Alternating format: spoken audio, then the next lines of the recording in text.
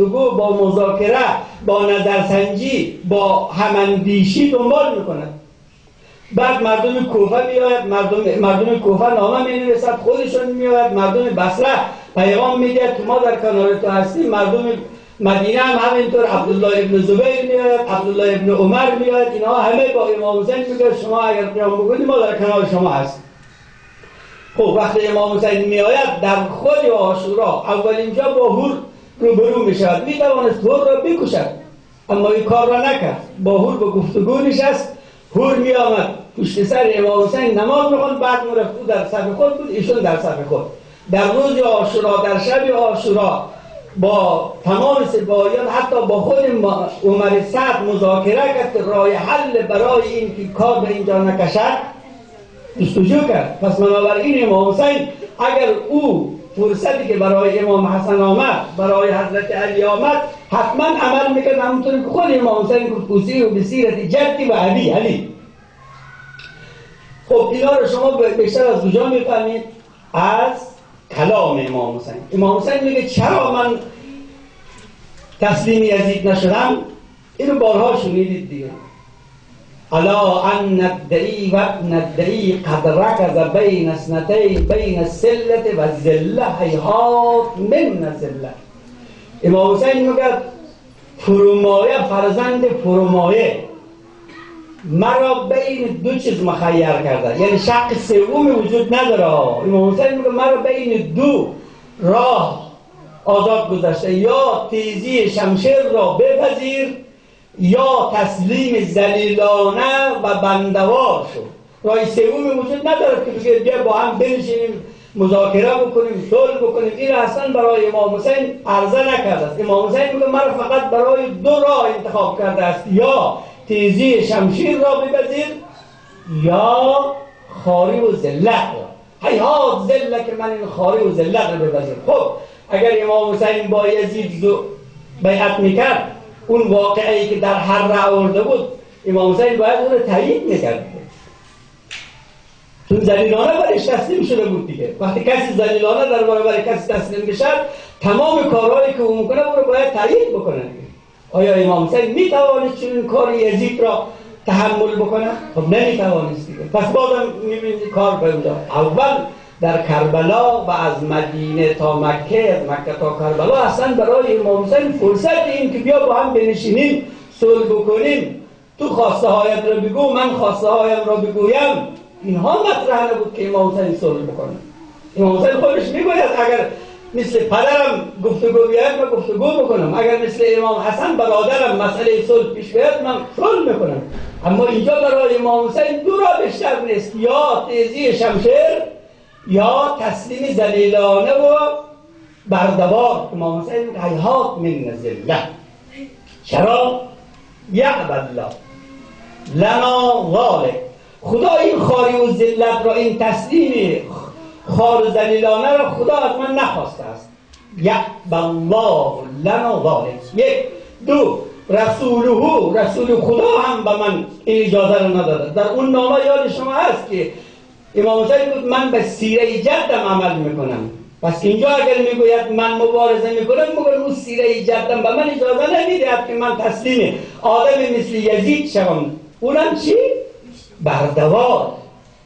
دیگر چی؟ والمؤمنون، یعنی شماهایی که امروز به عشق حسین، به یاد حسین جمع شده اید، امام حسین را رهبرتان، هادیتان، راهنمایتان، الگویتان و خورشید تابان در فرارای کمالتان برگزیده اید، میگه اینها هم مرا اجازه نمیدهد که من ذلت را بپذیرم، فردا اونها هم باید مثل من ذلیل باشد. نه، من میخواهم پیروان من مثل من عزیز باشد و مؤمنانی که فردا میخواهد به عشق من به من اقتدا بکند، اونها به من اجازه نمیدهد که من ذلیلانه تسلیم عزیز شوم.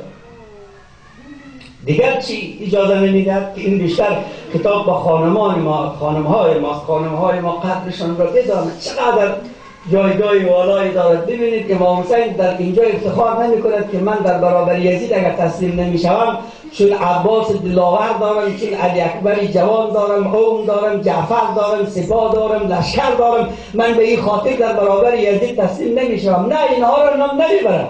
میدونی چی نام میبرد؟ و حجور طابت و طهورت، میگوید اون دامنی پاک و طاهر مادری که من را در خود پرورانده است، اون دامن به من اجازه نمیدهد که من در برابر یک ظالم ستمگر فاسد جبار خونخوار که خون انسان ها را میداند به عرض آبروی امت اسلامی احترام نمیگذارد دستی به او شوم. کی به من اجازه نمیدهد؟ دامن طاهر و پاک زن، یعنی ای زن دامن تو حسین پرور است، دامن تو علی پرور است، دامن تو محمد پرور است. قدرت را بدان، تو زن هستی، تو معلم انسان هستی، تو میتوانی حسین ها را در دامانت بپرورانی. جایگاه زن چقدر، زن اگر این رو بداند، به این جایگاه خود را بداند، چقدر عجیب است. وقت زنی که این جایگاه را میداند خود را به یک چند تا علنگوی آهنی میفروشد که با شوهر سر چند تا علنگو دعوا بکنه، یا سر یک پیروی گلگلی با شوهرش. او میخواهد فرزندان در دامانش تربیت کند که افتخار کل بشریت باشد. وقتی فرزندش هم کار عزیزی کس مثل حسین که افتخار بشریت هست، بگوید این افتخار برای این است که مرا مادری اون چنانی تربیت کرده است. این است رسالت بانوان زنان عزیز ما. خب من فکر میکنم تا مقدار بس وقت میگذره، من یک جای دیگر منبر رو سر چند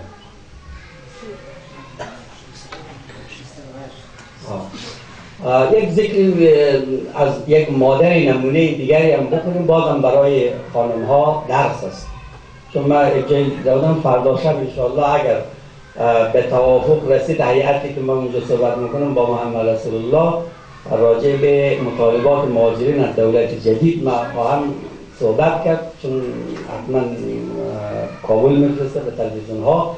به هر حال ما مهاجرین یک سری مطالباتی داریم، یک سری حقوقی داریم که از دولت‌های خود باید بخواهیم. اینجوری تا به کی ما اینجا خاموش میمانیم، بی سرنوشت میمانیم؟ به هر حال مهاجرین هم باید فریادشون به هر طریق شده است به گوش دولت مردان برسانم. حالا وظیفه بنده به عنوان یک طلبه بیان واقعیت هاست، حالا دیگران گوش میکنه نمیکنه اون بحث دیگه است. فردا شب اگر انشاءالله من مسجد محمد رسول الله بودم راجع به مطالبات و حقوق مهاجرین که به دولت حق دارد و دولت باید کار بکنه و وزارت مهاجرین تا به این روز هیچ کاری برای مهاجرین نکرده است، اینها رو بیان خواهم کرد. اما عرض کردیم که مادر چقدر عزیز است. ما یک مادر نمونه دیگر هم در کربلا داریم، ام البنین است، فاطمه کلابیه، ام المؤمنین، مادر عباس. فرزندشون عباس را در دامان پرورانده است. حالا اگر زنی عذر بیاره که ما نمیتوانیم حضرت زهرا بشیم، که البته هیچ زنی نمیتواند حضرت زهرا باشد، در این هیچ شکی نیست، اما به قول معروف به همون اصطلاح آذرگی خود من کنیز حضرت زهرا بشد افتخار هست. اما ام البنین که معصوم نبود، دختر پیغمبر که نبود، دختر امام که نبود، شوهر امام. خب ام البنین کسی هست که وقتی خاله علی می آید کودکان علی، امام حسن، امام حسین، زینب کودک است. درست است که امام حسین، امام حسن، زینب، ام کلثوم از حضرت زهرا است، اما در دامان غیر زهرا بزرگ می شود، تربیت می شود. زمان ما اگر مثل ام البنین بتواند انسانهای این چنینی بپروراند، حسین ها را، حسن ها را، زینب ها را در دامانشان تربیت بکند، جهان سعادتمند می شود و فرزندان ما فرزندان شایسته می شود. مرد کار است، میره زحمت می کشد، تن را به رنج می دهد تا زن بر گنج نشیند، اما زن باید گنج وجود فرزندانش را هم بارآور کند. این وظیفه زنان است که زنان از آشرای اینها را یاد بگیرند. و الا خب تنها اشک ریختن که هنر نیست. بعضی موقع خب فلانی اینقدر روزه خوب خوان که مشک اشک گرفت. مشک اشک ریختن هنر نیست. اشکتان به جایی که اشک مشکی باشد، اشک مشکی باشد که عطر این اشکتان جانهای انسانها را تراوت ببخشد. اینها رو باید خانمای ما یاد بگیره، آقایون ما هم البته یاد بگیره. خب ام البنین کیه؟ ام البنین یک کسی است که نه پدرش پیغمبر است، و نه مادرش معصوم است. غیر معصوم میاد در خانه علی، فرزندان علی که فرزندان زهراست، فرزندان علی است، بزرگ میکنند. این زن اینقدر تربیت دارد، اینقدر فرهنگ دارد، اینقدر ادب دارد، وقتی میبیند که شوهرش او را به نام فاطمه صدا میکند، اندک ملال بر چهره فرزندان زهرا میافتد، به یاد مادر میافتد، میاد پیش شوهر میگوید که مرا به اسم دیگر صدا کن.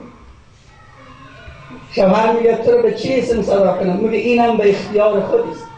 و علی هم زیباترین اسم را برای او انتخاب میکنه، ام البنین، یعنی مادر فرزندان. هنوز امروز عباس، عبدالله، جعفر، عثمان که 4 تن از فرزندان ام البنین است به دنیا نیامده است، او را مادر فرزندان معروف میشه. تو مادر حسن و حسین بعد از زهرا هستی. ببین چقدر این زن نجیبی بوده، این زن شریفی بوده که علی این مقام را به او میگه تو را از این به بعد مادری بچه ها صدا میکنم، ام البنین.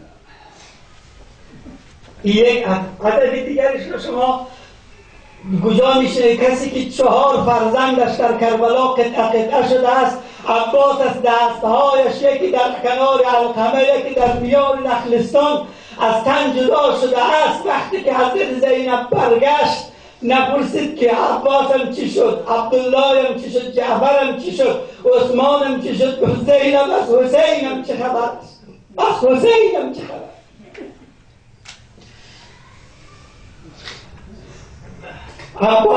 عباسش این شیر بچه علی ما خیال میکنیم که فقط در کربلا سقا بود. نه، حضرت علی قبلا هم لقب سقاش. در جنگ صفین نوجوان بود، وقتی آب را به لشکران پدرش میرسان، اونجا اولین بار به عباس لقب سقا داد. چند سال بعد در مدینه خوشسالی آمد، یتیمان، بیوه زنان، ضعفا نمیتوانست آب تهیه کند.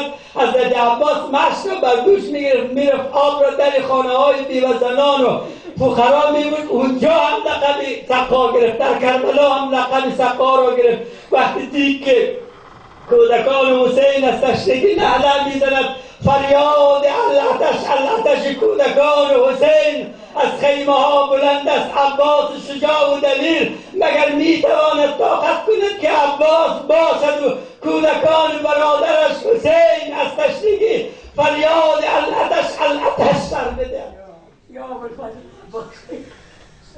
این گونه است که میآید مشک بر دوش میگیرد، شتابان خود را از میان نخلستان که راه امتر هست خود را در کنار شط فرات میرساند. از عهد پایین میشود، آب را پر میکند. اینجا که لبان خودش خشکیده است میخواد قطره آب بنوشد، اما یادش به لب کودکان حسین میافتد که چون کویر ترک برداشته است از خشکی. میگوید ای عباس که ام البنین تو را در دامانش بزرگ کرده است، از ادب دور است که تو اینجا آب بنوشی، کودکان حسین تشنه باشد. شتابان بر اسب سوار می شود، میآید بازم راه نخلستان را میگیرد که هرچه زودتر خود را به حرم برساند.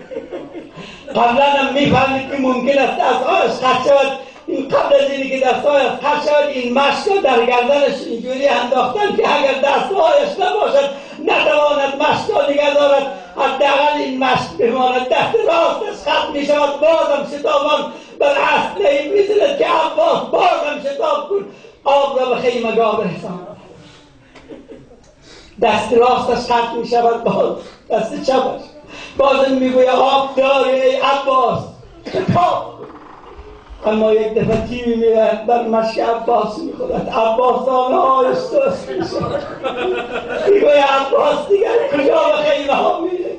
اگر کودکان حسین بیاید میگوید عمو جان تو به کودکان حسینت چی میگویی؟ ظالمی آمدن عمود آوانی بر فرق عباس فرود آوردن. وقتی که از عرض پایین میفت اگر دست داشته باشد با دستانش تکیه میکنن، اما عباس دست ندارد که از عرض بیفتد بر زمین تکیه کنه.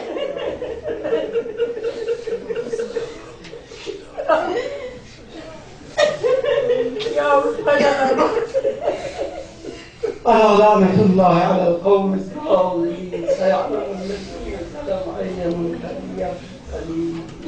بار